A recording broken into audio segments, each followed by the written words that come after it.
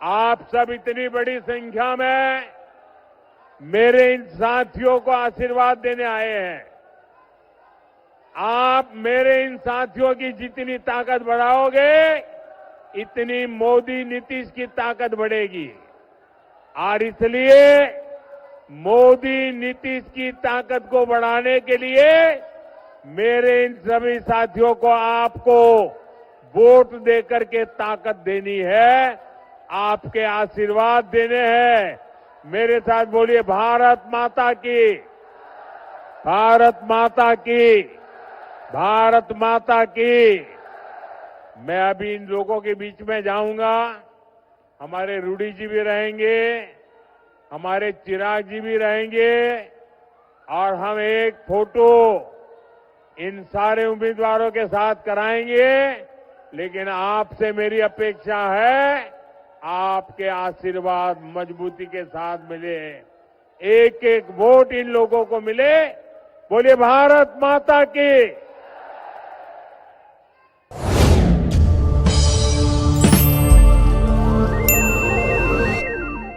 नमस्कार, द देसी अड्डा पर आपका स्वागत है। मैं हूं राकेश तिवारी। देखिए, प्रधानमंत्री नरेंद्र मोदी आज छपरा में थे। बिहार के चुनावी दौरे के क्रम में आज छपरा में नरेंद्र मोदी का आगमन क्या बीजेपी को नई शक्ति देकर गया है? क्या एनडीए को प्रधानमंत्री नरेंद्र मोदी के आगमन से पूरे सारण जिले में कोई नई संजीवनी मिलेगी? क्या नरेंद्र मोदी के आगमन से छपरा का चुनावी बाजी पलट जाएगा? क्या मांझी में प्रधानमंत्री नरेंद्र मोदी के आगमन से बड़ा बदलाव होगा? क्या सोनपुर, तरैया, मढ़ौरा, अमनौर और आसपास के इलाकों में प्रधानमंत्री नरेंद्र मोदी के आगमन से चुनावी रंग चटक हो जाएगा? बीजेपी और एनडीए को भारी सफलता मिलेगी? ये कई सवाल हैं जो मतदाताओं के मन में उठ रहे हैं कि आखिर प्रधानमंत्री नरेंद्र मोदी जब छपरा आए हैं और उत्साह के बीच बीजेपी के कार्यकर्ताओं और मतदाताओं को जब संबोधित किया है, तो उसका असर क्या होने वाला है? क्योंकि जिस छपरा में इस बार लड़ाई जबरदस्त है, जिस सारण में आरजेडी और महागठबंधन एनडीए को चुनौती देने के लिए खड़ी है, उस सारण में इस बार एनडीए अपना कौन सा जादू चलाएगा कि 2020 के परिणाम को बदल देगा? देखिए, 2020 का जब मुकाबला हुआ था सारण जिले में, तो बीजेपी काफी पीछे छूट गई थी। जनता दल यूनाइटेड का तो खाता भी नहीं खुला था। 10 सीटों में से एनडीए को महज 3 सीटों से संतोष करना पड़ा, वो भी 3 सीट बीजेपी ने ही जीती थी, छपरा शहर, अमनौर और तरैया। बाकी सभी सीटों पर आरजेडी और उसके साथी चुनाव जीत गए थे। तो इस बार जब मुकाबला है और सामने जब छपरा विधानसभा क्षेत्र से आरजेडी ने खेसारी लाल यादव को चुनावी मैदान में उतार दिया है, तो ये एनडीए के लिए एक चुनौती है। और ये चुनौती तब और बढ़ जाती है जब बीजेपी के 2 बागी प्रत्याशी इसी सारण जिले में बड़ी मजबूती के साथ अपना चुनाव लड़ रहे हैं। वो जितना वोट लाएंगे या जिस तरह के चुनावी प्रभाव अपना दिखाएंगे, वो बीजेपी और जनता दल यूनाइटेड को ही नुकसान पहुंचाएगी। देखिए, सारण जिले के छपरा विधानसभा क्षेत्र में राखी गुप्ता बीजेपी की ही नेता है और वो बागी प्रत्याशी के तौर पर छपरा विधानसभा क्षेत्र से चुनावी मैदान में है। कहा जा रहा है कि राखी गुप्ता चुनाव में अच्छा प्रदर्शन कर रही है। शहरी इलाकों में खास करके राखी गुप्ता का अच्छा प्रभाव है और इसका असर बीजेपी के चुनाव परिणाम पर पड़ेगा। और इसीलिए नरेंद्र मोदी छपरा आए भी थे कि मांझी, छपरा और आसपास के इलाकों में बीजेपी और जनता दल यूनाइटेड के कार्यकर्ताओं में जोश भर सके। देखिए 10 सीटें हैं सारण जिले में और सिवान जिले में 8 सीटें, गोपालगंज जिले में 6 सीटें, कुल मिलाकर सारण प्रमंडल की 24 सीटें बिहार में सरकार बनाने में महत्वपूर्ण स्थान रखती है। और जब जब कोई सरकार बनती है तो इस इलाके की सीट महत्वपूर्ण भूमिका अदा करती है। तो ऐसे में जब अब लड़ाई आर पार की है, जब लड़ाई आमने सामने की हो चली है इस इलाके में, तो फिर मुकाबला तो कड़ा है। और इस कड़े मुकाबले में बाजी पलटने के लिए चुनावों के बाजीगर मोदी जी को चुनावी मैदान में उतार दिया गया। और जब आज मोदी छपरा पहुंचे तो उनका भव्य स्वागत भी हुआ। मोदी ने भी छपरा की धरती से दहाड़ लगाई और आरजेडी, कांग्रेस, तमाम महागठबंधन के नेताओं की कलई खोलने का प्रयास किया, अपना विजन बताया, बिहार कैसे बढ़ेगा, कैसे डबल इंजन की सरकार बिहार के लिए काम कर रही है, सब कुछ मोदी ने गिना दिया और गिनाकर अपने कार्यकर्ताओं से ये आश्वासन लिया कि जब 6 तारीख आएगा तो मतदान आपको इन्हीं प्रत्याशियों को जिताना है, क्योंकि जब ये जीतेंगे तो बिहार में एनडीए की सरकार बनेगी। देखिए छपरा की सभा को संबोधित करते हुए नरेंद्र मोदी ने क्या कहा, कुछ महत्वपूर्ण मुद्दों पर जो प्रकाश डाला नरेंद्र मोदी ने, उसको पहले देख लीजिए। बिहार के मेरे नौजवानों, आज मैं आपको एक गारंटी देता हूं, आपका सपना ही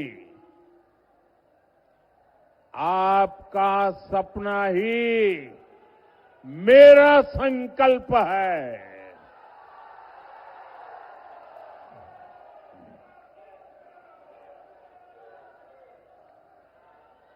नरेंद्र और नीतीश आपके सपनों को पूरा करने में जुटे हैं।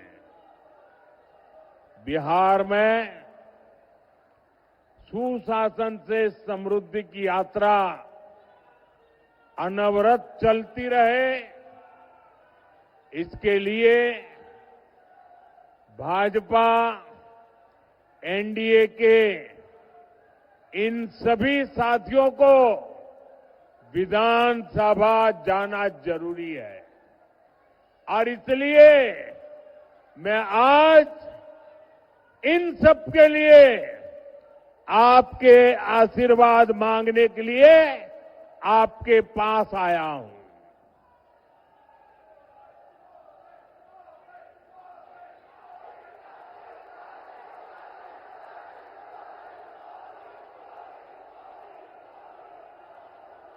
मेरे पुराने साथी,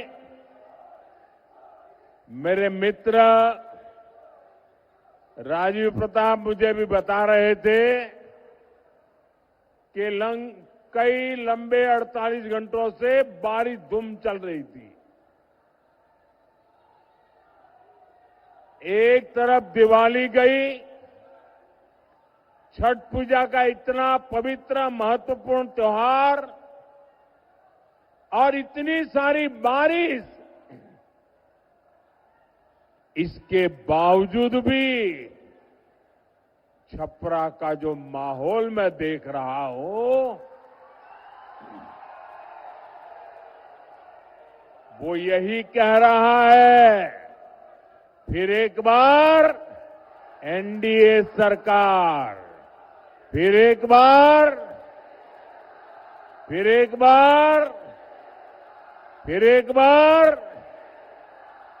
बिहार में फिर से सुशासन सरकार। भाइयों और बहनों, छपरा आना अनेक प्रेरणाओं से जुड़ने जैसा है। यह धरती आस्था की भी है, आंदोलन की भी है और कला की भी है।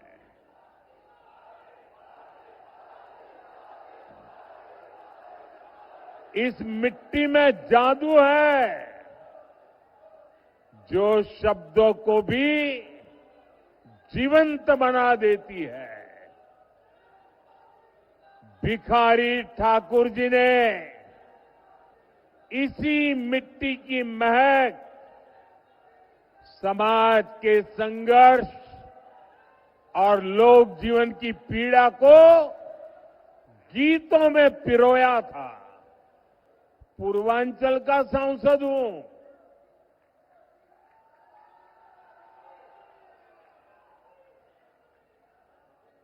बनारसी बोलत बोलत अब हमरा के भोजपुर में कोनो दिक्कत ना होला।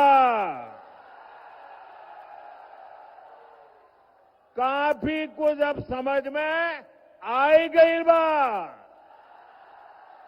साथियों, मैं आपको ये भी याद दिलाना चाहता हूं कि लालटेन वाले हो, पंजे वाले हो या उनके इंडी गठबंधन के साथी, ये लोग कैसे बिहार और बिहारियों का अपमान करते हैं। कांग्रेस के पंजाब के एक मुख्यमंत्री थे, उन्होंने एक रैली में खुला ऐलान किया।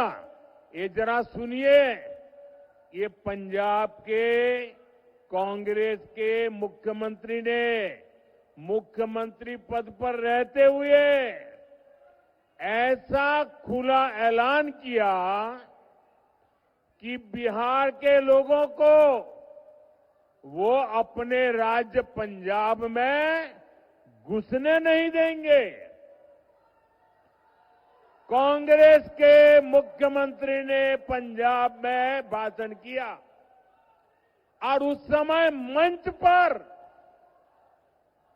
उन्होंने तो भाषण किया, उस समय मंच पर गांधी परिवार की एक बेटी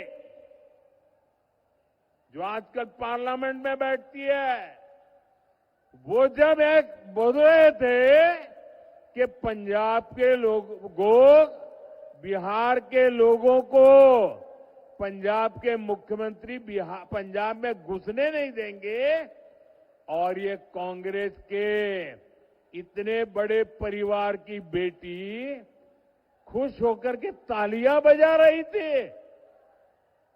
जिन लोगों ने अपने राज्यों में बिहारियों को गालियां दी, उन लोगों को कांग्रेस ने बिहार में चुनाव प्रचार में बुला लिया। साथियों, ये सब अचानक ऐसे ही नहीं हुआ है।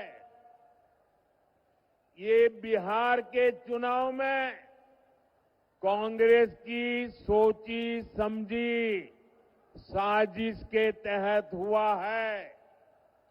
कांग्रेस चाहती है कि आरजेडी का ज्यादा से ज्यादा नुकसान हो, और इसलिए कांग्रेस बिहार विरोधियों को बिहार चुनाव प्रचार में ला रही है। एक उदाहरण है कि आरजेडी कांग्रेस की लड़ाई कितनी बड़ी होती जा रही है। एनडीए सरकार विकास भी, विरासत भी, इस मंत्र पर काम कर रही है, को रोजगार से जोड़ रहे हैं। आप काशी विश्वनाथ धाम या अयोध्या धाम जाइए, वहां हुए विकास के बाद श्रद्धालुओं की संख्या लगातार बढ़ रही है। इससे रिक्शा वाले, टैक्सी वाले, नाव वाले, होटल वाले, खिलौने बेचने वाले, साड़ी बेचने वाले, कपड़े बेचने वाले, सबकी कमाई बढ़ी है। अब यही काम हमारी सरकार यहां छपरा और आसपास के इलाकों में दोहरा रही है। भाजपा एनडीए सरकार यहां हरिहरनाथ कॉरिडोर बना रही है, गंगा घाटों का सुंदरीकरण कर रही है। आने वाले सालों में यहां श्रद्धालुओं के लिए अद्भुत सुविधाएं होगी और साथ ही पर्यटन आधारित रोजगार के नए अवसर भी बनेंगे। साथियों, बिहार का ये चुनाव यहां के नौजवान बेटे बेटियों के भविष्य के लिए जो पहली बार वोट देने जा रहे हैं उनके लिए बहुत महत्वपूर्ण है। मैं सभी नौजवानों से कहना चाहता हूं, सभी मतदाताओं से कहना चाहता हूं, आपको अपने वोट की ताकत पहचाननी है। 6 नवंबर को वोट देकर के भागना मत। उसके बाद जब एनडीए सरकार का शपथ समारोह होगा ना, उसमें भी आना है, क्योंकि ये इस बार का जो मुख्यमंत्री का शपथ समारोह होने वाला है ना, एनडीए के मुख्यमंत्री का शपथ समारोह बहुत खास है, क्योंकि ये शपथ समारोह सिर्फ मंत्री और मुख्यमंत्री मंत्रियों को बिठाने का शपथ समारोह नहीं है। ये शपथ समारोह तो विकसित बिहार बनाने का शिलान्यास है। देखिए, छपरा का चुनावी रंग अब इतना चटक हो चला है कि बीजेपी के बड़े बड़े दिग्गज नेता यहां उतर चुके थे। सम्राट चौधरी, मनोज तिवारी, रवि किशन और न जाने कितने नेताओं के बाद सीधे प्रधानमंत्री नरेंद्र मोदी का आगमन हुआ और इस आगमन के बाद चुनावी रंग तो जरूर चटक होगा और ये आने वाले 2-3 दिनों में आपको पता चलेगा कि आखिर मोदी की सभा से कितना लाभ जनता दल यूनाइटेड को हुआ, कितना लाभ बीजेपी को हुआ और कितना लाभ लोजपा को होगा। देखिए, जब आज कार्यक्रम था, उस कार्यक्रम के मंच पर नेताओं से बारी बारी से प्रधानमंत्री नरेंद्र मोदी मिले और जब रणधीर सिंह से मुलाकात हो रही थी तो प्रधानमंत्री नरेंद्र मोदी ने रणधीर सिंह से कुछ पूछा और ये चर्चा का विषय बना रहा। आज सभा का ये मुख्य आकर्षण का केंद्र रहा। देखिए, राजीव प्रताप रूडी भी आज पूरे फॉर्म में थे। सभी कार्यकर्ताओं से उन्होंने मुलाकात कराई प्रधानमंत्री की, सभी उम्मीदवारों से मुलाकात कराई, सभी नेताओं से मुलाकात कराई और छपरा की धरती से ये आह्वान किया कि एनडीए मजबूती के साथ चुनाव लड़ रहा है और मजबूती के साथ लड़ेगा और जीतेगा। तो देखिए, प्रधानमंत्री नरेंद्र मोदी तो छपरा में आकर हुंकार भर चुके हैं, एनडीए के मतदाताओं और कार्यकर्ताओं को गोलबंद कर चुके हैं, उनका आह्वान कर चुके हैं। लेकिन फैसला तो 6 नवंबर को होगा, जब मतदाता घरों से निकलेंगे, बूथों तक जाएंगे और मतदान करेंगे। तब पता चलेगा कि वास्तव में नरेंद्र मोदी के छपरा दौरा से कितना लाभ मिला और कितना लाभ नहीं मिला। तो चलिए, आप हमारे साथ बने रहिए, देखते रहिए द देशी अड्डा। चैनल को सब्सक्राइब कर लीजिए, फेसबुक इंस्टाग्राम पे हमें फॉलो कीजिए। अभी दीजिए इजाजत, नमस्कार।